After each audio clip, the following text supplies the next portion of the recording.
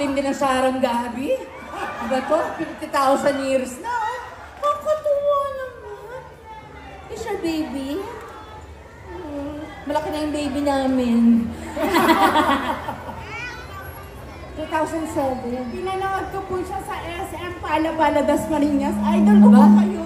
Thank you so much. Hindi naman po halata, ma'am. Nanood po kayo sa Dear Heart. Nanood ako sa ticket to. Ay, naku, ang galing. Nanood siya. Hindi ko po kasi nakita ticket. Pasensya po. So, ma'am, pati family of two, kailangan manonood din kayo. Ayan, saan po ang camera nyo? Ito po kayo nalang. Thank you so much. What's your name? Almalina po. Ito po yung mga family ko. Talagang tinago ko na yun. May mga picture ako sa cellphone sa inyong dalawa. Opo, I love you po. Diba? Yun ang tinatawag na loyal. Sana Miles lahat loyal, ano? Diba? Sabi ko nga sa'yo eh. Very good evening po. Hanggang po sa mga nasa likod. Likod na likod. Nakikita po namin kayo. Thank you po. I know it's mainit. Merry Christmas in advance. Yan po. Saka yun po, nandito po kami. Para din po syempre, imbitahin po kayong lahat na tangkilikin lahat ng movies sa film festival na parating po. Pero sana unahin niyo po yung family of two. Michelle, napanood po nila yung trailer kanina. Bigyan niyo naman po sila ng a little bit na detalye kung ano po ang role niyo sa pelikula. Nagustuhan niyo po yung trailer kanina? Maganda po. Talaga napaka-touching po ng movie na ito tungkol po sa mag-ina. Kami po ni Alden Richards na parang 5 years old pa lang siya, na biyuda na ako. So, buong buhay niya, kami lang magkasama. Tapos, syempre lumaki na siya. So, ano nang gagawin ni Mama na kailangan na siyang i-let go, di ba?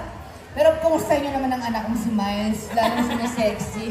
Hindi, Mama. Minsan ganyan talaga anak, mas gumaganda. Pag sumakit ang ulo, yayaman ka.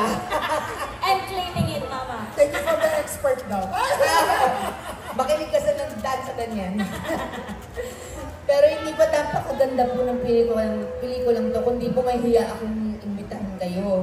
Pero Michelle, this is not a heavy drama. Di ba natin No, napakasaya po ng, parang meron po mga moments na touching. Pero paglabas niyo po ng sinihan, parang it's a feel-good movie. Napaka-light po kasi napaka-wholesome lang po at simple. Pero yung po kagandahan niya, di ba, no?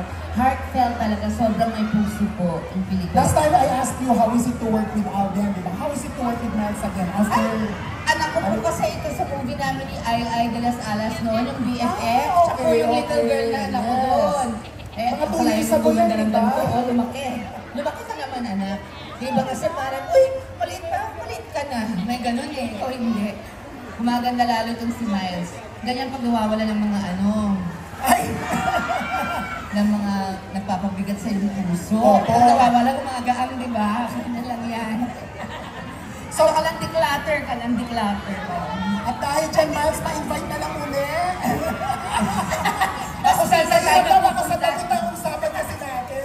Pero yun na yung mga kapamilya ko po sa Kapatid Tower Cats, December 25 po, Family of Two. Yes, saka may parade po kami, yung parade ng MMFF Yes. 2020. December 16, December no? 16. Umpisa ng ano yun, simbang gabi, di ba? Opo. So, At tapos premiere daw po ng December 17 na 17. premiere namin sa Trinoma Sa naman. Trinoma, yes. Ayan. Oh, Pero manood po kayo pa sa darating na December 25 po ang simula ng showing nito. Sana po huwag niyo kaming pabayaan dahil hindi naman po kami mabibigo sa ganda ng pelikula namin. Thank you po sa inyo. Again, everyone, on December 25 po, huwag niyong kalilimutan ngayong Metro Manila Film Fest 2023. Family of Two, a mother and son story from Cinico Productions. Again, starring ni Sharon Cuneta and Alden Richards together with Maso Campo, Tonton Gutierrez, Miss Jacqueline Blanco at marami pa pong iba. Para